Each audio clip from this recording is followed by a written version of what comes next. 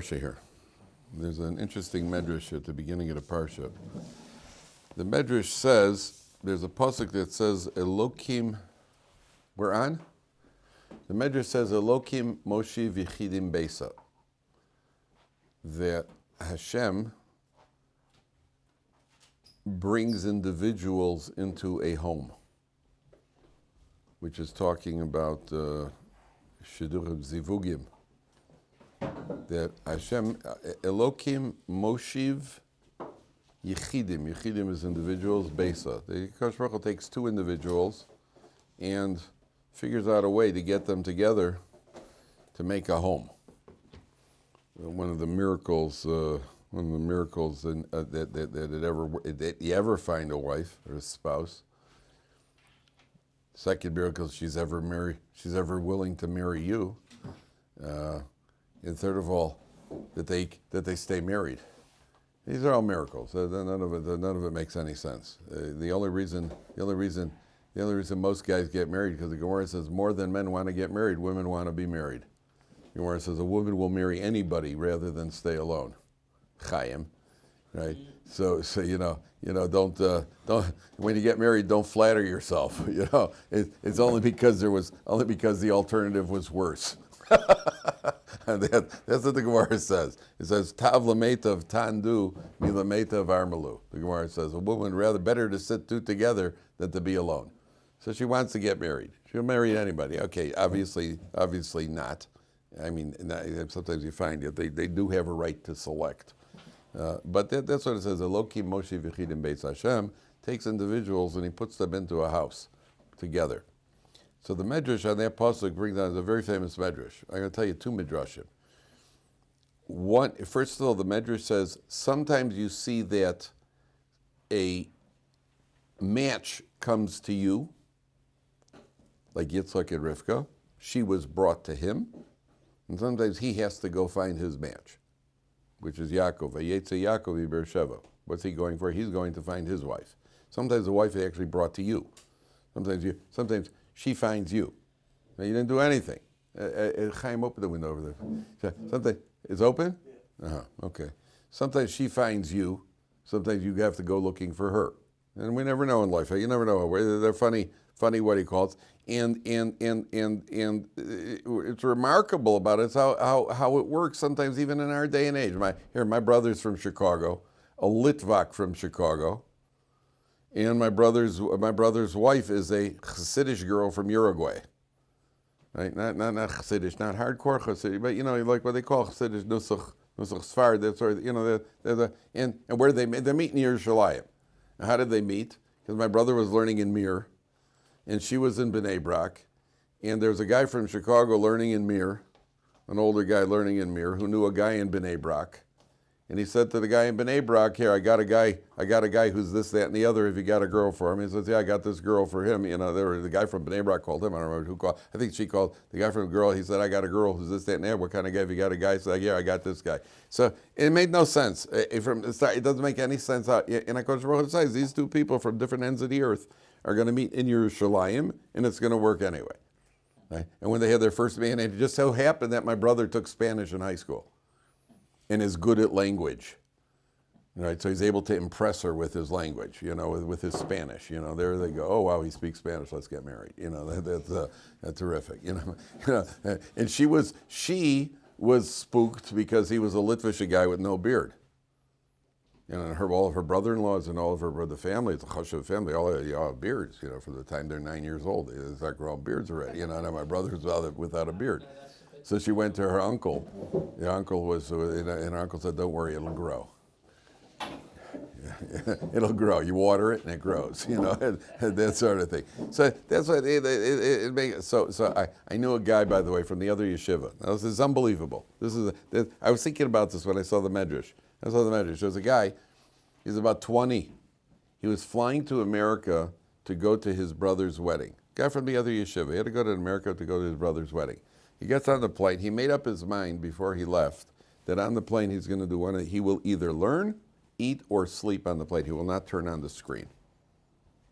So he gets on the plane, he pulls out a Gemara, he starts learning. And he learned and learned and learned. I think he learned the entire time. He learned. He pushed himself and he learned. there's a seminary girl on the plane, and she sees this guy, and she's thinking, wow, I want a guy who's going to learn. But, she's a girl, he's a bacher, she's a bacherette. She can't approach him. But there was there's a couple on the plane, an avrech and his wife were sitting there. So she approached this couple, this frum couple, and she said, could you get me the information about this guy? So they approached the guy, gave her the information. She went to her mother, gave her mother the information. Her mother went to a shadchan, and 2 weeks later they were engaged. This guy didn't know what hit him. He wasn't looking to get married. He wasn't even thinking about getting married. And next 2 weeks later they're engaged. So sometimes it comes to you. The shidduch comes to you. That's what it says. Vayeitzei Yakov Beersheva. He had to go find his wife. By Yitzchak, the wife came to him. Sometimes it works slightly. Oh, by the way, I heard another one. Oh, you're going to love this. There's a guy, a bacher, sitting on a plane, and they don't have his kosher meal. The stewardess comes over. He says, I said stewardess. Flight attendant, right? You get sued for that nowadays, right? What? So to call a flight attendant a stewardess. So the what do you call it? The flight attendant that comes over, and she doesn't have his kosher meal. So he says to her, he's like what am I going to? She brings him an apple, a banana, whatever it is, So a few minutes later, she comes over. She's got a kosher meal for him. So he looks at her and says, I thought you don't have one. He says, no. He looks back, like 3 rows back. There's a seminary girl sitting there. She had seen what was going on. And she goes, I don't want to eat it.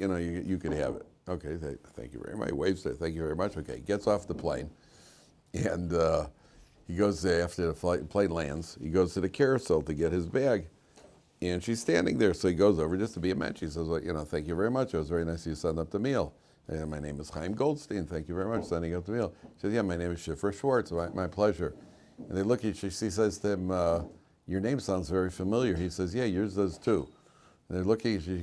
She says to him, I know why your name sounds familiar. Our names came up once together. We were suggested as a shidduch, and you didn't want to go out with me.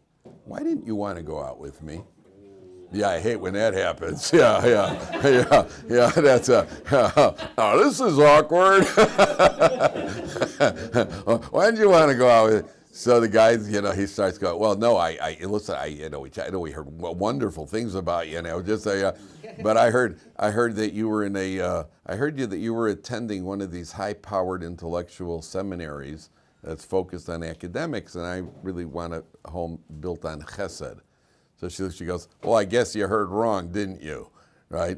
And the two of them got married, lived happily ever after. How do you like that? She serves them frozen airplane meals, but they lived happily ever after. So that's what it means. Sometimes these things work in a funny way. So it's on this medrash.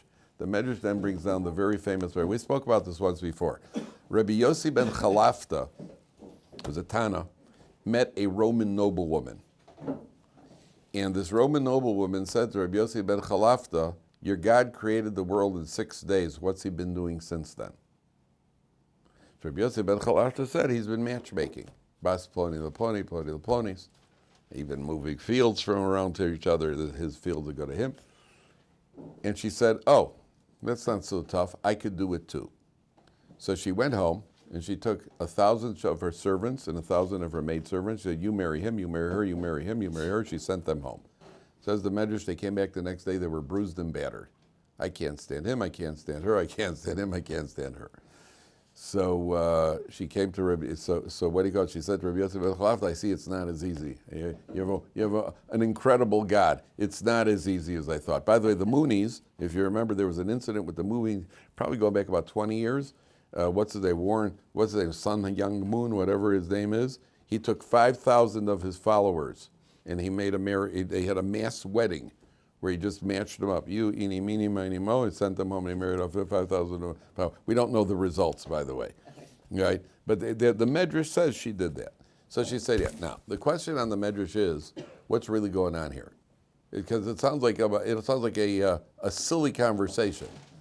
That Rabbi Yossi ben Chalafta and the Roman noblewoman, what has God been doing since he created the world? Well, Tuesday is Gulf Day. Wednesday's tsunamis, what kind of silly, what immature conversation? It's an immature question, which we could imagine from a Roman noblewoman, but Rabbi Yossi ben Chalaf is a Tana. So what kind of answer is he giving her? What's going on? The answer is, there's a deep philosophical conversation here. What she was saying to Rabbi Yossi ben Chalaf is, I concede the fact that God created the world. What's he been doing since then? Meaning, that's the oldest claim in the book to absolve oneself, to absolve from responsibility. The oldest claim in the book is, God created the world, I believe, but he has nothing to do with the running of the world. And if he has nothing to do with the running of the world, then I don't have to put a mezuzah on my door, and I could eat any food that I want and behave any way that I want, because he's got nothing to do with it. In other words, what we call, in Hebrew, hashgacha pratis, that God is directly involved in the running of the world, and there's divine intervention on the slightest everything that we do, which is why we have to then do Torah and mitzvahs.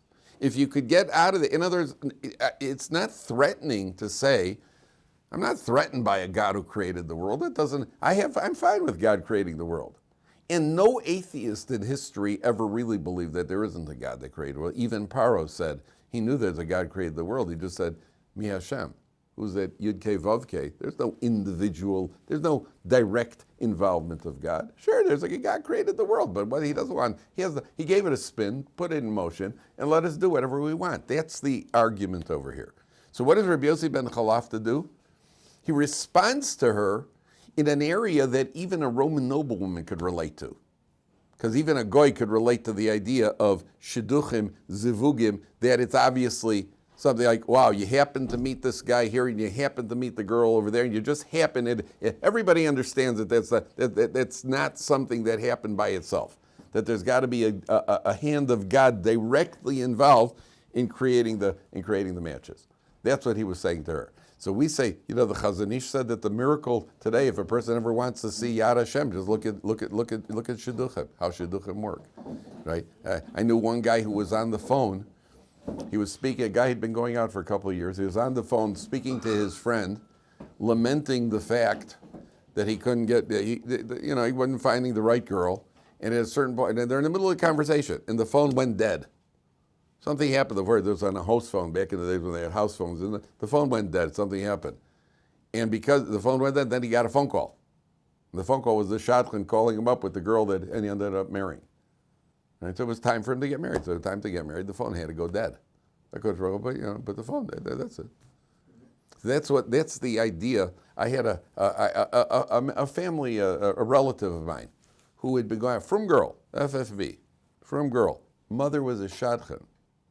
Her mother was a shadchan who was, what's it called when you're, she herself was a shadchan, who was, what's it called when you're connected to everybody else? What's the funny word, the word for being connected? No, when you're networked, yeah. She was networked with shadchanim around the world.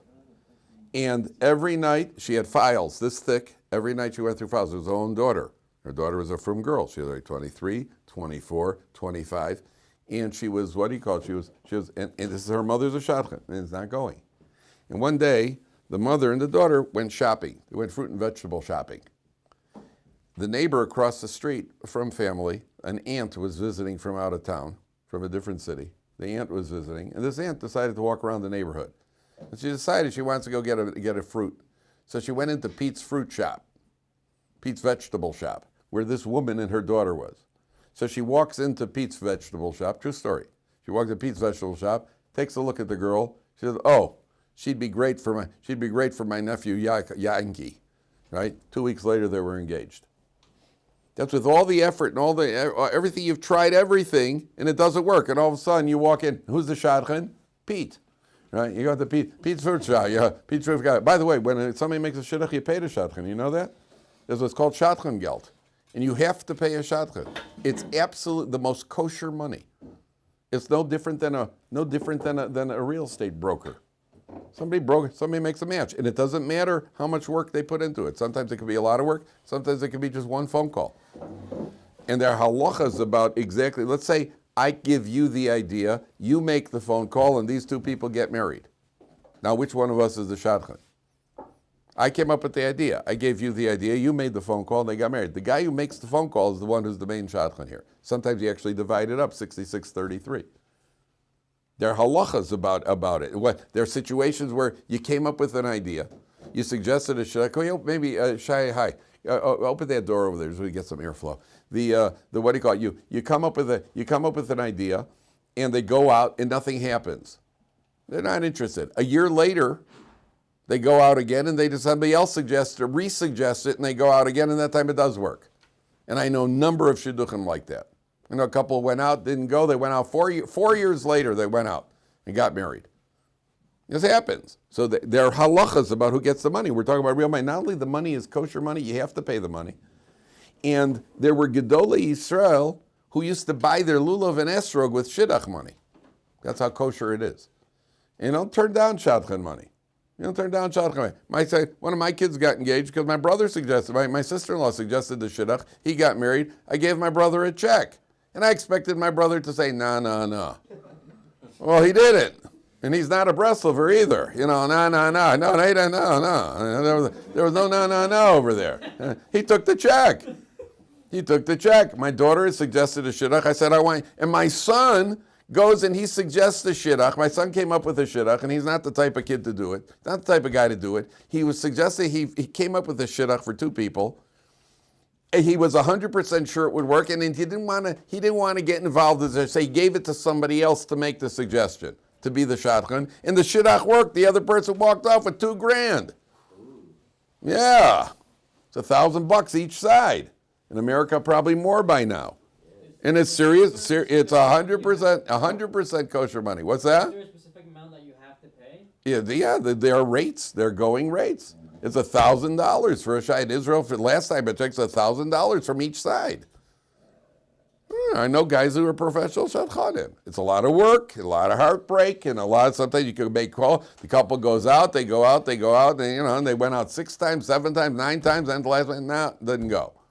And it's a lot of time, effort, phone calls. And there are rules. What are you allowed to say? Lashon hara. It's a whole chapter of life. Okay, that is what the Medrash says over here. Now there's another Medrash. Okay, watch this. This one's gonna knock your socks off. There's a Medrash that says, it's brought down in the introduction to the Tanchuma. The Medrash says Shlomo HaMelech had a beautiful daughter, and he saw astrologically, in the astrology, however it is, whatever Chochmah, Shlomo HaMelech, he knew all Chochmah. Shlomo HaMelech knew all forms of wisdom. And he saw, based on the astrology, whatever it was, that this beautiful daughter is going to marry a pauper. She said, and Shlomo HaMelech said, okay, I can't imagine my daughter marrying, as the daughter of Shlomo HaMelech, marrying a pauper. How such a thing? He said, let's see how Hashem warns his world. So he built a tower out on an island, and he surrounded her. He put her up in this tower, like Rapunzel. And any of the Goyish stories, by the way, generally have some sort of source in the Midrashim. Even like Sinbad, right? Who is it? The Sinbad with the Sinbad. If you look at the Gemara and Baba Basra, Rabbi Barbachana, what he saw when he traveled the seas, right? The wild things that Rabbi Barbachana saw. All these things have some sort of. You'll find some sort of chazal that alludes to it. And so he puts her in this tower, and she's alone on an island, and he sends his wise men out as guards, and there she is in the tower. In the meantime, and let's see, then it's inaccessible. It's out in what do you call it, out in the islands over there, and let's see how Hashem runs his world. In the meantime, this pauper he was from Akko, the Medrash says, and this young man is walking along, and he's freezing. He's wearing rags, and it's a cold night. And he's walking along, he sees a carcass, like a cow's carcass on the side of the road. And he opens up and he gets into the carcass to warm up. I guess it's warm in a carcass, when you haven't got a choice, you don't have winter. Well, if you're freezing cold, desperate times call for desperate measures. I'm telling you what the Medrash said. He gets into this carcass, and in the meantime, an eagle swoops down, and he picks up this carcass, and he deposits it right on the balcony of that tower out at sea. In the meantime, the vultures come and they start eating all the meat. from the carcass, leaving him exposed on the balcony. She wakes up in the morning, and lo and behold, there's a bacher on the balcony. Hey, wow. And so it says she takes him in, and she washes. He's filthy, and turns out he's very handsome, and he's charming, and he's wonderful. And the two of them start talking, and at a certain point he says to her, we should get married. She says, absolutely. So he cut himself and drew blood. He wrote a ksuba in blood, and he had, the Medrash says he had the two of the malachim, Michael, Gavriel, I remember it was, sign as the witnesses on the ksuba, and the two of them got married. All right. After about 3 months, she starts showing. And the elders take a look, and they say, well, the young lady looks like she's pregnant. And she said, uh-oh, they said to her, it looks like you're pregnant. And she said, I am. She said, who? Him. And then they go, okay, we got to tell Shlomo HaMelech. You tell him, Chaim. No, you tell him. So they go to Shlomo HaMelech, and so it turns out the guy's charming, his wonderful, the Talmud Chacham and everything else. Shlomo says, Hashem has wondrous ways. When he wants it to work, it's going to work. That's what the Medrash says. The Medrash says that, okay, I got a question, could you use malachim as what do you call it, as witnesses, and so on and so forth. That's what the Medrash, I'm just telling you what the Medrash says. And the point of the Medrash is that that the Hashem Moshe V'chidim Beisa, that when it's time for somebody to get married, there are lots of funny stories. Ask anybody you know who got married, any frum person, ask them, how did you meet your wife? They're going to say to you, oh, it was mamish hashgacha. Right? They're going to say it was mamish hashgacha. It's always weird stories. They're always weird stories. A guy was driving and he had a flat tire, and some yeshiva bacher stopped and helped him fix the flat tire, and he's just looking at the yeshiva bacher and says, oh, my daughter's roommate in seminary is looking for a guy who's good with tires. There you go. Next thing you know, and instead of a ring at the chuppah, he gives her a tire. It's what he got. It's the weirdest stories you'll ever hear. The stories, they don't make sense. Most of the stories don't make sense. That's the first thing the Medrash is saying here. Okay? Now, yesterday we got to Yakov with the Yakov. This is what the Medrash says on the first pasuk here. Now, Yakov moves along. Where do we get to yesterday? Okay, Perek Chav Ches, pasuk Yud Zayin. So it says, Yakov goes to sleep, page 146. And then it says, Vayikaz Yakov mishnaso vayomer achein yesh Hashem b'makom hazeh v'anoch li'or. Yakov gets up, and right after HaKadosh Baruch Hu promises him that I'm giving you the brachas that I gave to Avram and Yitzchak, you're going to have children, there are going to be a multitude of offspring, they're going to spread over the earth, I'm going to protect you, I'm not going to forsake you. Yaakov wakes up. Vayikatz Yaakov mishnaso. He wakes up, top line.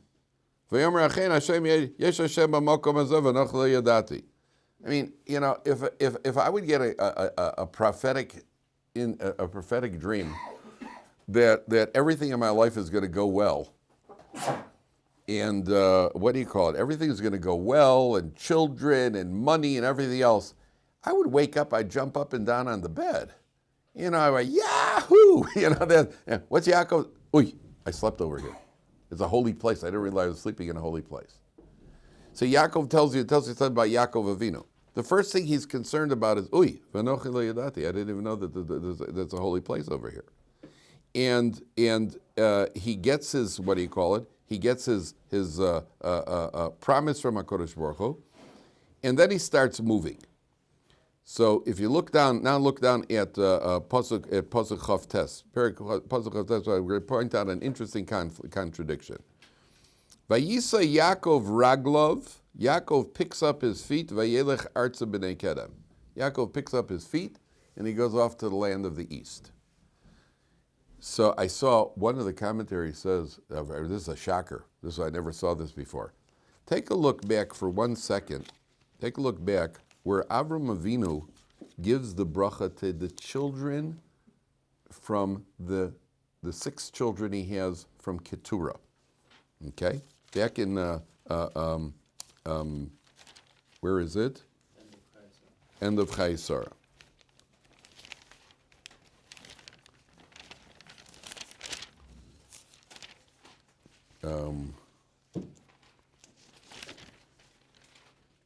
Where is it? Yes, on page 120. So it says Avram marries another woman, and her name is Keturah, which Rashi says is Hagar, page 120. This is the same Hagar that he had sent off, Yishmael's mother. He remarries her. Her name is Keturah. Keturah, Chazal say that she kept herself pure until she remarried Avram Avinu. That's why she's called Keturah. So then he has 6 children, and then if you look at Pasuk Vav, it says, V'livneha pilagshim asher la'Avram nosan Avram matanos. To the children of the concubine he gave gifts. Vayeshalche me'al Yitzchak b'no b'odo chai kedma el eretz kedem. He sent them to the land of the east. What were these gifts that he gave them? Take a look at Rashi. It's the left column of Rashi, 4 lines from the bottom. Nosan Avram matanos peishu rabosenu. Everybody see that? 20, left column, 4 lines from the bottom of Rashi. Shem tuma masar lahem. He gave them the names of impurity, meaning the ability to get involved, the secret names of sorcery and black magic and all the shemos hatuma, which obviously the commentaries wonder why would he give them those names. According to some of the commentaries, he was teaching them how to use them as defense mechanisms. And he sends them off to the land of East. That is remarkable. If you wanted to look for all sorts of weird spiritual stuff today, where would you go? Would you go to Arkansas, right? Or would you go to Tibet? You probably, would you go west or would you go east? If you wanted to find weird, you go west. If you want to find weird spirituality, you go east, right? That's basically how it breaks down. That's more or less what the way. If you want to find drugs, you go west, right? If you want to find people lying on a bed of nails, you go east, right? If you want to find people lying on the street, you go west, right? Because that's where they got the homeless people. But the homeless people generally don't lie on a bed of nails. You go off to the east, you got all the weird stuff out there in, where is it? Nepal, Tibet, all these weird spiritual, which is Artza B'nai Kedem, lands of the east. There are commentaries of that. Now back to the ranch. Yaakov picks up his feet. Vayelech Artza B'nai Kedem. He goes to the land of the east. There are commentaries that say, one of the fortunes says, I think Rabbi Yonasan Eibschitz, from the 17th century, he says Yaakov Avinu first went to the land of the east because he wanted to learn how to defend himself against Lavan, who is a sorcerer. So he goes off to the lands of the east first. He takes a detour. He goes to the Artza B'nai Kedem. That's not the standard shot. That's what he says. He has to go and teach himself how to like martial arts. You go to the east to learn martial arts, right? He's got to learn spiritual martial arts because he's got to deal with Lavan, who's the Voldemort of the time, and he's got to figure out how am I going to deal with this guy. So he's allowed to learn these. That's what Rabbi Yonasan Eibschitz says. Very remarkable shot. Now, when it says Vayeitzei Yakov Raglov, now we have a conflict here. Yakov picks up his feet and he goes. So the Mefarshim talk about the idea that in life, some people pick up their feet and some people's feet pick them up. That means, are you leading your feet or your feet are leading you? So I had a guy here once years ago. We had a guy, a summer program. These guys, most of the guys were not yet observant at all. And they were in the yeshiva for a few weeks, I think maybe 4 weeks, 6 weeks. So it was right before the 17th of Tammuz. So we were talking about fasting on the 17th of Tammuz. So the next day, the day after the fast, they came into the shiur. So I went around the room. I said, "Hey, Mike, did you fast?" He goes, "Nah, fasting's not for me. I'm not ready for that." I said, "Arnie, did you fast?" He says, "Yeah, it was the hardest thing I ever did in my life." I said, "Tom, did you fast?" He goes, "Rabbi, I actually wanted to, and I started fasting, but I was walking downtown, and then I passed a falafel shop, and then something happened." That's what he said to me. Something happened. Now, you had to know this guy. His whole life was a series of something happened, right? His whole life was it. And I just remember the guy says to me, I walked past this falafel, and with the howdy doody, without any, he goes, I walked past this falafel shop, and something happened. Sure. If your feet are taking you, then something's going to happen. On a fast day, you avoid falafel shops. Right? That's Yaakov Avinu picks up his feet, and his feet he carries his feet. Now, keep in mind, okay, that's what it says over here. There's a Gemara which we've spoken about in the past, and the Gemara says that a person's feet are responsible for him, and his person's feet will ragloi debar inish arevin yosei. The Gemara tells the story, again, Shlomo HaMelech, happens to be a Gemara in Sukkah on Daf Nun Gimel. The Gemara says that Shlomo HaMelech once met the angel of death. And the angel of death looked sad because there were these two servants of Shlomo that he was trying to get at and he couldn't get at them. Shlomo said, what are you upset about? And he said, well, those two servants, I've been sent to terminate their life and somehow I can't access them. So Shlomo said, and he leaves. So Shlomo HaMelech calls in the head of he calls in the Shadim. Calls in the Shadim. He says, I want you to transport, he was very fond of these two servants. He was, I want you to transport these two men to the city of Luz. The city of Luz was the ancient city where nobody ever died in the city of Luz. And when they were tired of living, they would leave the city and they would die outside the city. That's what it says. I'm telling you what the Gemara says. Miguel, I'm telling you what the Gemara says. So Shlomo HaMelech had the Seirim transport these guys to the city. I mean, that's the best place to go, even though people from the city of Luz are called losers, right? But they're the guys who happen to live. They're the biggest winners. So he takes them to the city of Luz to transport these two guys to the city of Luz. When they get to the gates of the city of Luz, right at the gates of the city of Luz, the angel of death got them before they got into the city. The next day he saw Shlomo HaMelech. Shlomo HaMelech sees the angel of death, all smiles. So what are you smiling about? He says, exactly where I needed them, you sent them. That's where I needed them. Now, did Shlomo HaMelech make the wrong decision? Did Shlomo HaMelech make the wrong decision? No, absolutely not. Because the logical, what would you do under the circumstances? Get these guys to the city of Luz. I'm not a prophet. I don't know what's supposed to happen. You do the logical thing. Somebody introduces you to a single daughter of a 90-year-old multi-billionaire who's on a respirator, right? Do you marry her or not? Absolutely, right? Well, what's a shaila, right? Okay, so you decide to marry her. The next day he loses all his money. Did you make the right decision? Of course you made the right decision. Of course you made the right decision, regardless of how old she is. Regardless of any other factors, of course you marry her. What are you out of here? Yeah. All right. And the next day he lost all his money. Did you make the right decision? At the time it was the right decision. You're not a prophet. You wouldn't know. You don't know what's going to go wrong. On that incident, the Gemara says the words, Ragloi de barninish, a person's feet are raving, you say they are responsible for him. Where he needs to be, they take him. Now, how do you reconcile that with this over here where it says Yakov took his feet? It says Vayeitzei Yakov raglov. He picked up his feet. It didn't say his feet picked him up. The Gemara says your feet take you to where you're supposed to go. What does that mean? How do you reconcile the two? Here's the problem. How do you reconcile the two? Anybody got an idea? Is it your feet take you or you take your feet? Ideally, you take your feet. Ideally, you take your feet. So why does the Gemara say a person's feet take him? That's what usually happens. Now, not for people that I know. Most people I know, the Yakov Avinus of the world take their feet. What's that? Oh, very good. In other words, what are we responsible to do? We're responsible to carry our feet. In other words, exactly what we're talking about. You have to make the logical decision. You have to decide to do the right thing. But the fact that you decide to do the right thing, there's still a Ribono Shel Olam running the world who's going to bring about the results. You've decided to do the right thing, but HaKadosh Baruch Hu is going to bring, your feet are going to bring you to where HaKadosh Baruch Hu wants you to end up. One way or another, that's where you're going to end up. But you have to make the responsible, don't let your feet just randomly carry you. You have to make the right effort to have your feet, to carry your feet to the right place.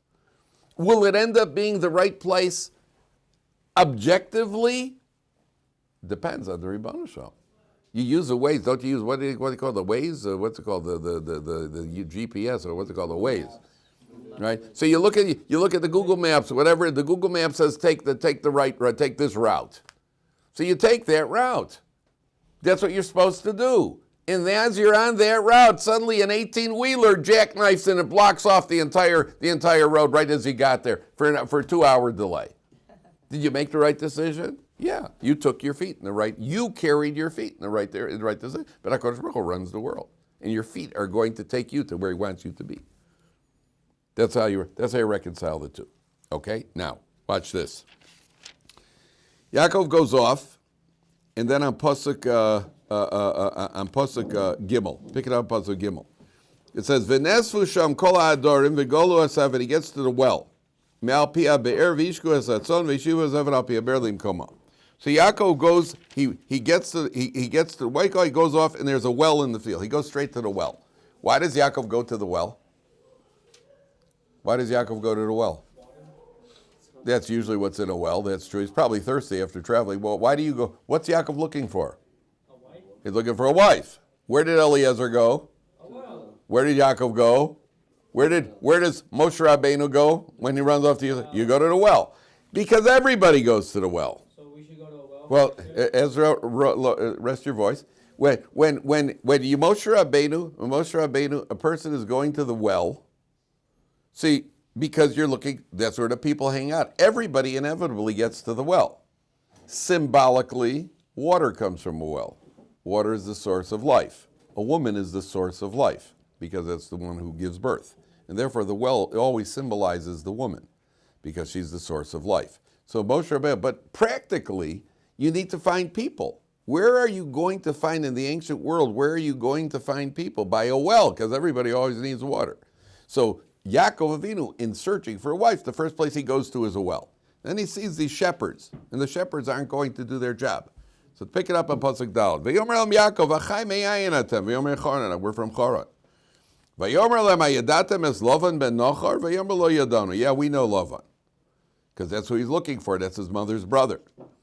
Vayomer Elam hashalom lo, vayomer shalom. They said, yeah, he's well. Vihine Rachel bito ba'im atzon. There's Rachel, his daughter. What a coincidence. Yaakov gets to the well, and then Rachel comes out, happens to be coming out with the sheep. What a coincidence. So we see from here, Lavan didn't have sons. How do you know he didn't have sons?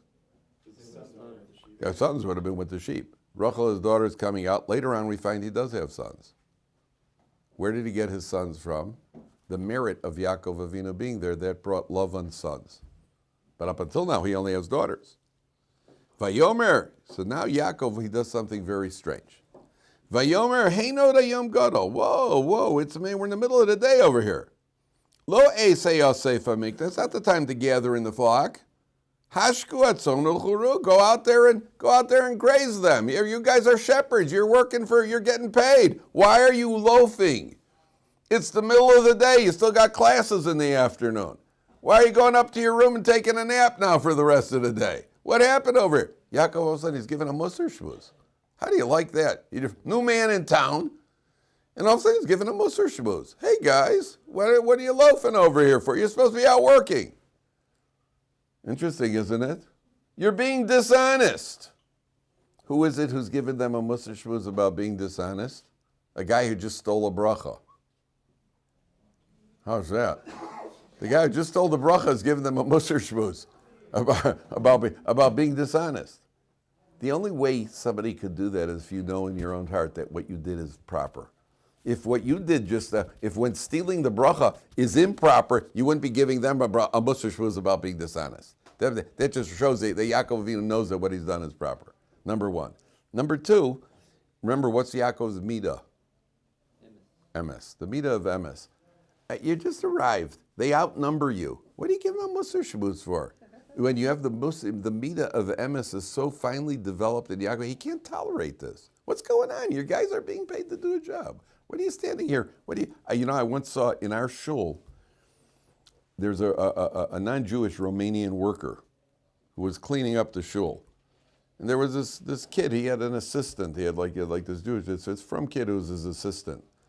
And the kid said something. I didn't hear what the kid said about apparently, not doing the job properly. And then the guy says to him, hey, we're being paid to do a job. We have to do the job right. I heard the guy, the Romanian said to this kid, we're being paid to do a job. Got to do a job. There's certain people there's an ethic that hey, they're paying me. I got a responsibility. Yaakov, it's so finely developed in him, he has no tolerance for this sort of thing. So what do they say? We can't. We have to wait for all the flocks, all the shepherds to show up, and then we'll roll the stone off of the well. That means it's a group effort. Well, what does that tell you if we need if the well is covered with a stone that requires everybody together to push it off, what does that tell you? Close the door over there, please. What does that tell you about? Very good. That means they don't trust each other. If you need everybody around, and we don't want people, wells have a limited supply of water, and we don't want everybody coming here, and we don't trust each other. It's only when we're all together that we can push off the stone and we can water the flock. Which now explains, which shows us either how a Lavan developed, or what the influence of a Lavan. We don't know what came first, the chicken or the Lavan, right? We only know that there's no coincidence. Nobody trusts each other around here. Now, by the way, what is the name Lavan? Remember, did we speak about Lavan before? Lavan. What is Lavan? What is the name Lavan? What does that tell you? Pure. Isn't that an interesting name for the biggest shyster? My name is Purity, right? That may be part of his what do you call it? Part of his slyness is either that his name is Lavan or his behavior is Lavan. In the meantime, the guy's the biggest con artist in the world. So white is always purity, right? I told you the kid comes over to his parents. He says, "Hey, Mom, Dad, how come a bride always dresses in white?" So the mother says, "White is a symbol of beauty, purity." Father says, "That's not why." He says, "Why? That's all major home appliances come in white." It's a joke. It's just a joke. I tell the girls in the seminary, they go, "Oh, that's terrible." "Oh, that's so toxic." My favorite word, toxic. Then there's this other kid who's looking through his parents' wedding album. He says, he's leafing through, he says, "Hey, Pop, is that the day Mom came to work for us?" "Oh, that's terrible." So what do you call it? It's a Lavan. No, there's a deeper meaning. Lavan, this is a white surface. On a white surface, all possibilities exist. On a white surface, all possibilities exist. So I heard from a friend of mine, a big Talmid Chacham, Rav Boimel. Rabbi Shapiro said that any agreement you make with Lavan, you made an agreement, all possibilities still exist. Just because you closed the deal with him doesn't mean he's bound by the deal. That's why his name is Lavan. Lavan means it's wide open. On a surface that's a black surface, you're limited what you can do with it. On a white surface, anything is. You close the deal with Lavan, you're going to find out tomorrow that the deal had nothing to do with what you thought it had to do with. The deal has nothing to. The deal is wide. It's all wide open. It's a wide open highway. Anything can happen because he's got no reliability. So all of them are there at the well, and it takes all of them to push off. So what happens? He's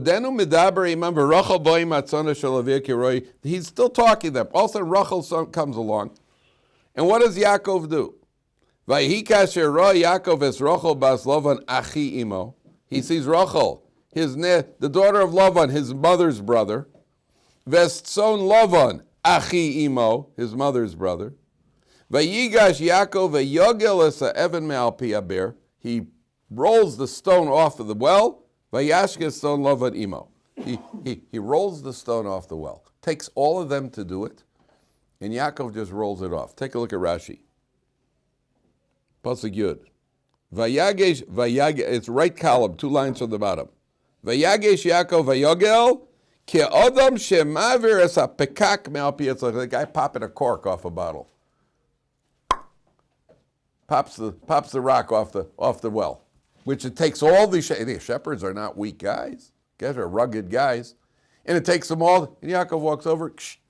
Says Rashi, lehodiacha shekocho gadol, to let you know that he had great strength.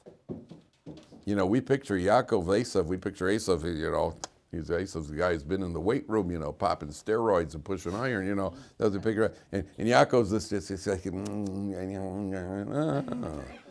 Yaakov's also a guy, Yaakov could hold his own. So it lets you know he's strong. Why is he telling us that? Why is he telling us that Yaakov is strong? So he wants to show you, what real strength is? Any of you ever do our martial arts? right? What do they tell you in martial arts? You did martial arts? What do they tell you in martial arts? Once you know what's supposed to happen if there's a confrontation, what are you supposed to do? Not fight. Supposed to walk away, right? Oh, no. Go in the other direction. That's real strength. That's real. I must be strong because anytime there was a confrontation, I went in the other direction, man. So it must be a tremendous strength, right? With everybody going as I scampered off into the distance, right? The what do you call it? This true strength is to walk away. Yakov's strong. Why didn't Yakov think, Esav's chasing Yakov? What's going on? What do you mean you're chasing me? I'm right back at him. He's his twin brother. Why is Yakov so afraid of Esav? So Yakov can come back right back at Esav. Real strength is to walk away from the confrontation. That's kochel gadol. That's the true strength. Yaakov's no puppy. And Yakov, he can take him on physically. And we see later on that he gets ready for war against Esav. There's a confrontation, walk away. That's true strength. It applies in marriage. It applies in a dormitory. It applies in marriage. It applies in business. It applies in marriage. It applies everywhere across the. You have there's a spat. There's a little bit of a conflict. Walk away. That's real strength. Real strength is the ability to walk away. We'll see tomorrow what real strength is. We'll see tomorrow, Mitzvah Hashem.